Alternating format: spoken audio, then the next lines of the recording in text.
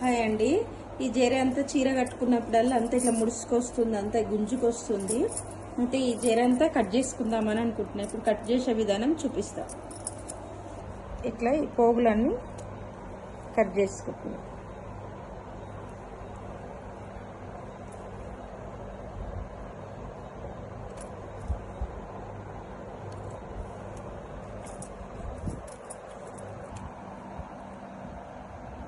ముడుచుకొచ్చింది ఇదంతా చీర మన బతుకమ్మ పండుగ కట్టుకుంటే.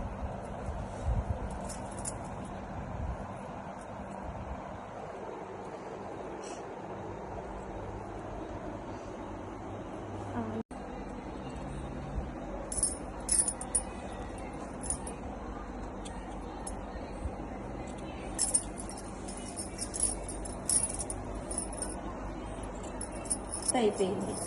అన్ని పోగులన్నీ కట్ చేసుకున్నాం.